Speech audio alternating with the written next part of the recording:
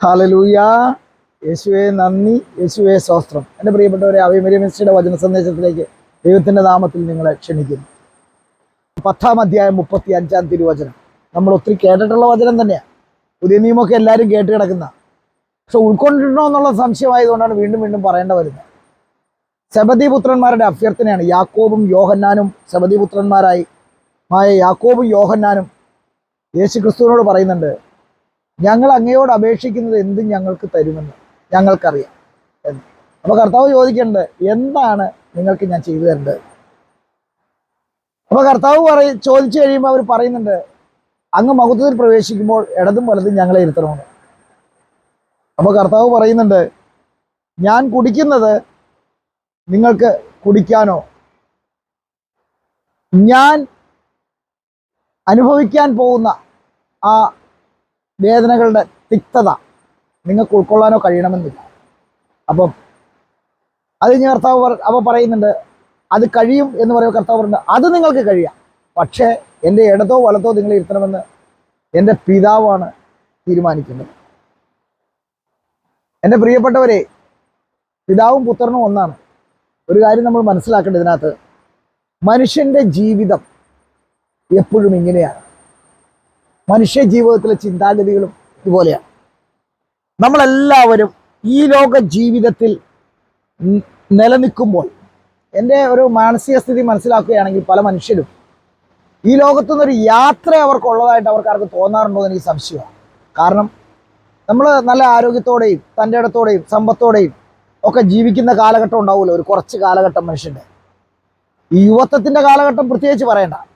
യുവത്വം കഴിഞ്ഞു വരുമ്പോഴും നല്ല സ്ഥിതികളിലൊക്കെ പോകുന്ന മനുഷ്യർക്ക് വലിയ കോട്ടങ്ങളും തട്ടുകേടുകളൊന്നും ഇല്ലാതെ പോകുമ്പോഴും അവരിലേക്ക് ഇങ്ങനെ ഒരു അവസ്ഥ ഒരിക്കലും കടന്നു വരാറില്ല. എങ്ങനെ? ഇവിടുന്ന് ഒരു യാത്രയുണ്ട്, ഇതിനപ്പുറത്തൊരു ജീവിതമുണ്ട് എന്നവർ ചിന്തിക്കാറില്ല. കാരണം ആ സമയത്തും അവരവരുടേതായ ആക്ടിവിറ്റീസുകൾ, ലോകത്തിന് വേണ്ടിയുള്ള ആക്ടിവിറ്റീസുകളിൽ ഭയങ്കരമായിട്ട് മുന്നേറ്റം വഹിക്കുന്നവരായിരിക്കും. അപ്പോൾ അതിനോടനുബന്ധിച്ചുള്ള കാര്യങ്ങൾ ചെയ്യുന്നതിനും പ്രവർത്തിക്കുന്നതിനുമുള്ള മുൻഗണനയിലായിരിക്കും അവരുടെ ജീവിതം മുഴുവൻ മുന്നോട്ട് പോകുന്നത്. എൻ്റെ പ്രിയപ്പെട്ടവരെ, അത് തന്നെയാണ് മനുഷ്യ ജീവിതം ഇതുമായി തുലനം ചെയ്യുമ്പോൾ ഇന്ന് സംഭവിച്ചുകൊണ്ടിരിക്കുന്ന എല്ലാ കാര്യവും. കാരണം മനുഷ്യന് ആവശ്യമുള്ള കാര്യങ്ങൾ തമ്പുരാനോട് അങ്ങോട്ട് ചോദിക്കുകയും അത് നടത്തിത്തരുന്നതിന് വേണ്ടി പ്രാർത്ഥനകൾ നടത്തുകയും ആ കാര്യങ്ങൾക്ക് വേണ്ടിയുള്ള സ്ഥലങ്ങളിലേക്കൊക്കെ ഓട്ടം നടത്തുകയൊക്കെയാണ് അവരുടെ പരിപാടി. എല്ലാ പ്രാർത്ഥനകളിലും അവൻ ആഗ്രഹിക്കുന്ന കാര്യം നടത്തിത്തരാൻ വേണ്ടിയുള്ള യുദ്ധമാണ് ദൈവത്തോട്. അപ്പോൾ ഇവിടെ പറ്റുന്ന ഒരു സംഭവം എന്ന് പറഞ്ഞാൽ, ഈ വചനം നമ്മളെ ഓർമ്മിപ്പിക്കുന്ന അങ്ങനെയല്ല. കാരണം യേശുക്രിസ്തുവിൻ്റെ കൂടെ സഞ്ചരിക്കുകയും യേശുക്രിസ്തു എന്താണെന്ന് മനസ്സിലാക്കുകയും ഒക്കെ ചെയ്ത് നിന്ന യാക്കോബ് യോഹന്നാൻ യേശുക്രിസ്തുവിൻ്റെ പ്രവൃത്തികളെക്കുറിച്ച് എത്രത്തോളം ആഴത്തിൽ ബോധ്യമുണ്ടായിരുന്നുവെന്നോ, അതല്ലെങ്കിൽ ദൈവത്തിൻ്റെ പദ്ധതികൾ എങ്ങനെയാണെന്നുള്ള അഗാധമായ ചിന്താഗതി അവർക്കുണ്ടായിരുന്നോ എന്ന് സംശയമുണ്ട്. അതിൻ്റെ കുറവുകളെ ദൈവം തിരുത്താനായിട്ടാണ് ഈ ഭാഗത്ത് ഉപയോഗിച്ചിരിക്കുന്നത്. അത് മനുഷ്യ ജീവിതത്തിലും അത് തിരുത്തപ്പെടേണ്ടതാണ്, മനുഷ്യൻ മനസ്സിലാക്കേണ്ടതാണ്. കാരണം മനുഷ്യൻ്റെ ആഗ്രഹങ്ങൾ ദൈവത്തിലേക്ക് അങ്ങ് അവരോധിക്കുകയും അത് ദൈവത്തിൽ നിന്ന് പിടിച്ചു മേടിക്കാനുള്ള യുദ്ധവുമാണ് നടന്നുകൊണ്ടിരിക്കുന്നത്. അങ്ങനെയല്ല, നമ്മൾ ആഗ്രഹിക്കുന്ന കാര്യങ്ങൾ ദൈവത്തിൻ്റെ നീതിക്കും ദൈവിക പദ്ധതിക്കും ദൈവ ഇഷ്ടത്തിനും യോജിച്ചതാണോ എന്ന് ആദ്യം വിലയിരുത്തണം. നമ്മൾ ആഗ്രഹിക്കുന്ന കാര്യങ്ങൾ ജീവിതത്തിൽ നമുക്ക് ആവശ്യമുണ്ടോ എന്നൊന്നുകൂടെ വിലയിരുത്തണം. നമ്മൾ ആഗ്രഹിക്കുന്ന കാര്യങ്ങൾ ദൈവഹിതമനുസരിച്ച് ഭൂമിയിൽ നമുക്ക് നടത്താൻ കഴിയുന്നതാണോ എന്ന് ചിന്തിക്കണം. നമ്മളുടെ ആഗ്രഹങ്ങൾ ചിന്തിക്കുന്നതിനും പ്രവർത്തിക്കുന്നതിനും അപ്പുറത്തേക്ക് ഉയർന്നതാണോ എന്ന് ചിന്തിക്കണം. കാരണം എല്ലാ ആഗ്രഹങ്ങളും ഒരു ക്രിസ്ത്യാനിയെ സംബന്ധിച്ച് ക്രിസ്തുവിൽ അധിഷ്ഠിതമായിരിക്കണം, ക്രിസ്തുവിൻ്റെ ആഗ്രഹത്തോട് യോജിക്കുന്നതായിരിക്കണം, ക്രിസ്തുവിൻ്റെ ചിന്താഗതിക്കുള്ളിൽ നിൽക്കുന്നതായിരിക്കണം, ക്രിസ്തു ആഗ്രഹിക്കുന്ന പദ്ധതിക്കനുസരിച്ചുള്ളതായിരിക്കണം. അങ്ങനെയല്ല മനുഷ്യൻ്റെ ആഗ്രഹങ്ങൾ എന്ന് പറഞ്ഞാൽ തനിക്കുള്ളതല്ല, അയലോക്കംകാരനെയും കൂടെ കിട്ടണമെന്നുള്ളതാണ്.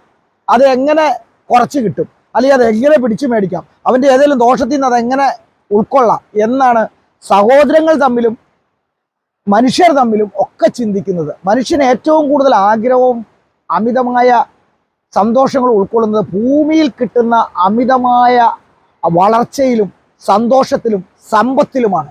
എൻ്റെ പ്രിയപ്പെട്ടവരെ, അത് വേണ്ട എന്നല്ല പറയുന്നത്. നമ്മളെല്ലാം സ്വീകരിക്കുമ്പോൾ, പണ്ടൊരു പഴഞ്ചൊല്ല് പറയുമല്ലോ, ആനയും അണ്ണാനും ഒരുപോലെ വാ വിളിച്ചിരുന്നു. അതൊരു ലോജിക്കായിട്ട് പറയുന്നതാണെങ്കിലും ദൈവികതയിലും അതിന് അർത്ഥം കിടപ്പുണ്ട്. കാരണം ഈ മനുഷ്യൻ ആഗ്രഹിക്കുന്നത് എപ്പോഴും അവൻ ചിന്തിക്കേണ്ടതും അവന് ചെയ്യാൻ പറ്റുന്നതിനും അപ്പുറത്തേക്കാണ്. അത് ദൈവനീതിയല്ല. ദൈവം വന്നിട്ട് എനിക്ക് തരണം തരണം തരണം എന്ന് പറയുന്നതാണ് അവന്റെ പദ്ധതി. അതാണ് ലോട്ടറി എടുത്തിട്ട് എനിക്ക് അടിക്കണം അടിക്കണം അടിക്കണം എന്ന് പറയുന്നവരുണ്ട്. ദരിദ്രരായ മനുഷ്യർ അവന്റെ ദയനീയതയിൽ എടുത്തിട്ട് തമ്പുരാനോട് ചിലപ്പോൾ ചോദിച്ചു പോകാറുണ്ട്. അത് ഞാനില്ല എന്നല്ല പറഞ്ഞത്. സമ്പന്നനായ മനുഷ്യരും ജീവിക്കാൻ എല്ലാ സാഹചര്യം ഉള്ളവനും എടുത്തിട്ട് ചോദിക്കാറുണ്ട് തമ്പുരാനോട്. അപ്പം ഇതിനകത്ത് പ്രശ്നം എന്നാന്ന് വെച്ചാൽ ദൈവനീതിക്ക് ഉതകുന്നതാണോ അല്ലയോ എന്നുള്ള ചിന്താഗതി മനുഷ്യൻ വളർത്തിയെടുക്കാതെ, അത് ദൈവത്തിന്റെ ഹിതവും ഇഷ്ടവുമായിരിക്കുമോ താൻ പ്രവർത്തിക്കാൻ പോകുന്ന പ്രവൃത്തി എന്ന് ഉൾക്കൊള്ളാതെ, നാം ചോദിക്കുന്ന കാര്യത്തിന്റെ ഡെപ്ത് എത്ര വലുതാണെന്ന് മനസ്സിലാക്കാതെ, അത് നമ്മുടെ ഇഷ്ടത്തിൽ നിന്നും ആഗ്രഹത്തിൽ നിന്നും നമ്മൾ കണ്ടെത്തുന്ന മേഖലയെ ദൈവത്തിലൂടെ സാധ്യമാക്കാൻ വേണ്ടി മനുഷ്യൻ വ്യഗ്രതപ്പെട്ട് കഷ്ടപ്പെടുന്ന ഒരവസ്ഥ. ആ ഒരവസ്ഥ തന്നെയാണ് ഈ വചനഭാഗത്തിൽ അവർ ചോദിക്കുന്ന കാര്യത്തിന്റെ ആഴവും വ്യാപ്തിയും എത്ര വലുതാണെന്നോ, ദൈവിക പദ്ധതികൾ എങ്ങനെയാണ് മനുഷ്യനിൽ പ്രകടമാകുന്നതോ എന്നുള്ള ബോധ്യമില്ലാതെ, ദൈവത്തിന്റെ പദ്ധതികൾ തീരുമാനമെടുക്കാൻ അതാത് സമയത്ത് ഒരുക്കപ്പെടുന്ന മേഖലകൾ എങ്ങനെയാണ് എന്ന് ചിന്തിക്കാതെ ഒരു കാര്യം യേശുക്രിസ്തുവിന്റെ മുമ്പിൽ പോലും അവതരിപ്പിക്കുമ്പോൾ യേശുക്രിസ്തു കൊടുക്കുന്ന ഒരു വാണിങ്ങും ഒരു ഓർമ്മപ്പെടുത്തലുമാണ്. അപ്പോൾ സെബദിപുത്രന്മാരോട് ഇത്രയും വലിയ ഓർമ്മപ്പെടുത്തൽ കർത്താവ് നടത്തുന്നുണ്ട് എങ്കിൽ നമ്മളൊക്കെ ചെയ്യുന്ന പല പ്രവൃത്തികളും നമ്മുടെ ജീവിതത്തിൽ എത്രത്തോളം ഓർമ്മപ്പെടുത്തലുകൾ തമ്പുരാൻ തരണം? ഇല്ലേ? തമ്പുരാന്റെ ഇഷ്ടമല്ലാതെ ചെയ്യുന്ന പല ബിസിനസ്സുകളും ഉണ്ട്. ചിലതൊക്കെ പെട്ടെന്ന് തളർത്ത് വളരാറുണ്ട്. ചിലതൊക്കെ തളിർത്ത് വളർന്നിട്ട് അതിൽ നിന്ന് കിട്ടുന്ന സമ്പത്തുകളൊക്കെ നേടിയിട്ട് അത് ജീവിതത്തിൽ മക്കൾക്കോ കുടുംബത്തിനോ ഉപകാരമല്ലാത്ത അവസ്ഥയിലെത്താറുണ്ട്. ചിലതൊക്കെ കുറെ കൂട്ടി വാരി വെച്ചിട്ട് പിന്നെ അത് ഉപയോഗിക്കാൻ പറ്റാതെ വാരി വെച്ചവന് കഴിഞ്ഞു പോകുന്ന അവസ്ഥകളുണ്ട്. ഇതെല്ലാം ദൈവിക പദ്ധതിയുടെ ഭാഗമായിട്ടല്ല, മാനുഷിക പദ്ധതിയുടെ ഭാഗമായിട്ട് അവന്റെ ചിന്തയുടെ ഭാഗമായിട്ട് നടത്തുന്നതുകൊണ്ടാണ്. ദൈവിക പദ്ധതിക്ക് അർഹതപ്പെട്ടതാണെങ്കിൽ അതിൽ നിന്ന് കിട്ടുന്നതിനും അത് നിലനിൽക്കുന്നതിനും ഒരിക്കലും ഒരു കുറവുകളോ വീഴ്ചകളോ ഉണ്ടാവൂല. കാരണം അത് പരിപാലിക്കുന്നവൻ സർവശക്തനായ പിതാവാണ്. അവന്റെ ഇഷ്ടമാണ് അവിടെ പ്രാവർത്തികമാക്കുന്നതെന്ന വിലയിരുത്തലിലൂടെയാണ് നടക്കുന്നത്. ജീവിക്കാൻ വഴിയില്ലാത്ത ഒരുത്തൻ ജീവിക്കാൻ വേണ്ടി ഒരു വഴി തേടുന്നതിനെ അല്ല ഈ പറയുന്നത്. അതിനുവേണ്ടി ഒരു വഴി അവൻ പ്രാർത്ഥിച്ച് തമ്പുരാനിലൂടെ തമ്പുരാന്റെ ഉത്തരം നേടി തേടണം. പക്ഷെ മനുഷ്യന്റെ ചിന്താഗതി ഒരിക്കലും അങ്ങനെയല്ല. അങ്ങനെ ജീവിച്ചു വരുമ്പോൾ അവൻ ആഗ്രഹിക്കുന്നത് അതിലും വലുതായിരിക്കും. ആഗ്രഹം എത്ര വലുത് വേണമെങ്കിലും ആഗ്രഹിക്കാം, പക്ഷെ അത് ദൈവ ഇഷ്ടത്തിലും ദൈവനീതിയിലും അത് ഉതകുന്നതല്ല എന്ന് കണ്ടാൽ അവിടെ നിന്ന് നമ്മൾ പിന്തിരിയാൻ തയ്യാറാകണം. കർത്താവിന്റെ ഇഷ്ടവും ആഗ്രഹവും അവിടുത്തെ പദ്ധതിയും എന്നിൽ നിറവേറുവാൻ അങ്ങ് ആഗ്രഹിക്കുന്നുവെങ്കിൽ ഞാൻ ആഗ്രഹിക്കുന്നത് എനിക്ക് തരിക, ഇല്ല എങ്കിൽ അത് എടുത്തു മാറ്റാനുള്ള കൃപ എന്നിൽ തരണമേ എന്ന് പ്രാർത്ഥിക്കണം. ആ പ്രാർത്ഥന അവിടെ കഴിയുന്നില്ല ഒരു മനുഷ്യനും ജീവിതത്തിൽ ഇന്ന് വരെ. അതുകൊണ്ടാണ് മനുഷ്യ ജീവിതത്തിന്റെ ആഗ്രഹങ്ങളും അഭിലാഷങ്ങളും ദൈവ ഇഷ്ടത്തിന് വിധേയപ്പെട്ടതോ ദൈവത്തിന്റെ ആഗ്രഹങ്ങൾക്കും പദ്ധതികൾക്കും മുകളിൽ പോകുന്നതോ ആണോ എന്ന് നോക്കാതെ അവന്റെ അമിതമായ ആഗ്രഹത്തിനും പ്രാതിനിധ്യങ്ങൾക്കും പ്രാതിനിധ്യം കൊടുക്കുന്ന മനുഷ്യനെ ഓർമ്മപ്പെടുത്താനും കൂടിയുള്ള ഒരു വചനഭാഗമാണ് ഈ വചനഭാഗം. എൻ്റെ പ്രിയപ്പെട്ടവരെ, നിങ്ങൾ ഈ അർത്ഥത്തിൽ ഇത് വായിക്കുമ്പോൾ ഇതിനകത്ത് ദൈവം നല്ല ഭംഗിയായിട്ട് യേശുക്രിസ്തു പറഞ്ഞ് മനസ്സിലാക്കുന്നുണ്ട്. ഞാൻ നിങ്ങൾക്ക് എന്താണ് എന്നോട് ചോദിക്കാനുള്ളത്, ഞാനത് തരാൻ തയ്യാറാണ് എന്ന്. പക്ഷേ അവിടെ ഒരു ആഗ്രഹത്തിന്റെ ആ പ്രാതിനിധ്യം കൊടുക്കാൻ എനിക്ക് കഴിയില്ല എന്ന് ക്രിസ്തു അവിടെ വ്യക്തമായിട്ട് പറയുന്നുണ്ട്. കാരണം ക്രിസ്തുവിന്റെ പദ്ധതി എന്ന് പറഞ്ഞാൽ ഒരേ സമയം ദൈവപുത്രനും ഒരേ സമയം മനുഷ്യനുമായിരുന്നു.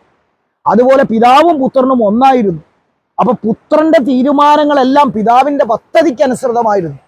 അവിടെ തീരുമാനമെടുക്കുന്നതിന് അർഹതപ്പെട്ടവന്റെ തീരുമാനത്തിനൊരു വഴിയുണ്ടെന്ന് ദൈവം അവിടെ ഓർമ്മപ്പെടുത്തുകയാണ്.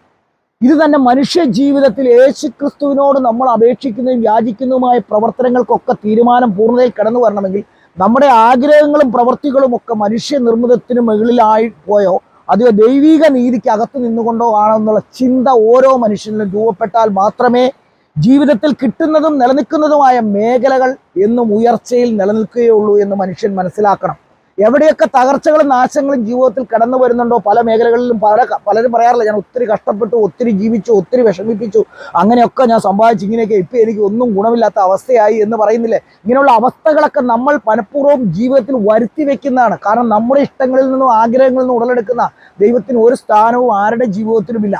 ഇന്ന് ഈ കഴിഞ്ഞ ദിവസം ഒരു പുള്ളിക്കാരി എന്നെ വിളിച്ചിട്ട് പറഞ്ഞു, പ്രശ്നം ഞങ്ങളൊരു കട തുടങ്ങാൻ പോണു, നാളെ കഴിഞ്ഞ് ഓപ്പണിംഗ് ആണ്, പ്രാർത്ഥിക്കണോട്ടോ എന്ന് പറഞ്ഞു. ഞാൻ ചോദിച്ചു, നാളെ കഴിഞ്ഞ് ഓപ്പണിംഗ് ചെയ്യുന്ന കടയ്ക്ക് ഞാൻ എന്നാ പ്രാർത്ഥിക്കേണ്ടതെന്ന് ചോദിച്ചു. ഈ കട തുടങ്ങുന്നതിന് മുമ്പ് നിങ്ങൾ വിളിക്കുകയോ പ്രാർത്ഥന ചോദിക്കുകയോ ദൈവ ഇഷ്ടമാണോ എന്ന് മനസ്സിലാക്കുകയോ ഇത് എങ്ങനെ കൊണ്ടുപോകണമെന്ന് തമ്പുരാൻ പറയുന്ന എന്തെങ്കിലും കാര്യത്തെക്കുറിച്ച് വല്ല അറിവുണ്ടോ ഇടത്തിന്ന് ചോദിച്ചു. അല്ല, അത് ഒന്നുമില്ല, അത് ഞങ്ങളിങ്ങനെ ദൈവത്തിന്റെ ഇഷ്ടമാണ് തരണമെന്നൊക്കെ പറഞ്ഞൊന്നുമില്ല. ഇതാണ് ആ കടയുടെ അവസ്ഥ. ആ കടയ്ക്കകത്ത് നടത്താൻ പോകുന്ന ആള് അത്യാവശ്യം ലോകത്തിന്റെ കാര്യങ്ങളിൽ വ്യാപൃതരായി ജീവിക്കുന്ന ഒരു മനുഷ്യനാണ്. അപ്പൊ അതിനകത്ത് എത്രത്തോളം അത് പൂർത്തീകരണം ഉണ്ടാവും പ്രാർത്ഥിച്ചാലും. ഇതാണ് പറയുന്നത്, കതിരെ കൊണ്ടുപോയി വളം വെക്കരുത് എന്ന് പറഞ്ഞത്. എപ്പോഴും നമ്മൾ വളം ചെയ്യേണ്ട എപ്പോഴാണ്? മുളച്ചു വരുമ്പോഴാണ്. അതുപോലെ നമ്മളൊരു പ്രസ്ഥാനം തുടങ്ങുമ്പോൾ തന്നെ അത് ആഗ്രഹിക്കുമ്പോൾ മുതൽ ദൈവഹിതത്തിനും ഇഷ്ടത്തിനും വിധേയപ്പെട്ടതാണോ എന്ന് ചിന്തിച്ച് പ്രാർത്ഥിച്ചൊരുങ്ങി ദൈവത്തിന്റെ പദ്ധതികളാണോ എന്ന് വിലയിരുത്തി തുടങ്ങുന്നതിന് പകരം അത് തുടങ്ങിക്കഴിയുമ്പോൾ പ്രാർത്ഥിച്ചോ എന്ന് പറയുന്നതിൽ അർത്ഥമില്ല. നമ്മുടെ വിവാഹ ജീവിതം പോലെയാണ്. ക്രിസ്ത്യൻ വിവാഹ ജീവിതം ഏകദേശം ഇങ്ങനെ തന്നെയാണ്. കല്യാണം കഴിക്കാൻ ഇറങ്ങുമ്പോൾ ഭയങ്കര പ്രാർത്ഥനയാണ്. ആ കല്യാണത്തിന്റെ 3-4 ദിവസവും ഭയങ്കര പ്രാർത്ഥനയാണ്. അന്നേരം കിട്ടുന്നതല്ല, നിന്റെ തെരഞ്ഞെടുപ്പ് മുതൽ നിനക്ക് പ്രാർത്ഥിക്കാൻ കഴിയണം. പ്രിയപ്പെട്ടവനെ, കർത്താവിന്റെ ഇഷ്ടവും ഹിതവുമാണോ ഞാൻ സ്വീകരിക്കാൻ പോകുന്ന വ്യക്തിയെന്ന്. അതിന് കഴിയാത്ത ഒരാൾ ആ സമയത്ത് കിടന്ന് നെഞ്ചത്തടിച്ചിട്ട് ഒരു കാര്യമില്ല. വിവാഹബന്ധം വേർപെട്ട് പോവാം, തല്ലിപ്പിരിയാം, നിലനിൽക്കാതെ പോവാം, സ്വരച്ചേർച്ചയില്ലാതെ വരാം, ഇതെല്ലാം വരും. ഇങ്ങനെയുള്ള ഓരോ കാര്യങ്ങളും ഇങ്ങനെയുള്ള ദൈവീക പദ്ധതിക്ക് വിധേയപ്പെട്ട് മനുഷ്യൻ ദൈവത്തിന്റെ ആഗ്രഹമാണെന്ന് തിരിച്ചറിവില്ലാതെ ചെയ്യുന്നതിന്റെ പരിണിത ഫലമാണെന്ന് ഞാൻ ഒന്നുകൂടി ഓർമ്മിപ്പിച്ചുകൊണ്ട് നിങ്ങൾ ഈ വചനമെടുത്ത് ദൈവനാമത്തിൽ വായിച്ച് വിലയിരുത്തണമെന്ന് ഞാൻ അപേക്ഷിക്കുന്നു. ആമേൻ. ഈശോ ഹാലലൂയ. യേശുവേ നന്ദി, യേശുവേ സ്തോത്രം.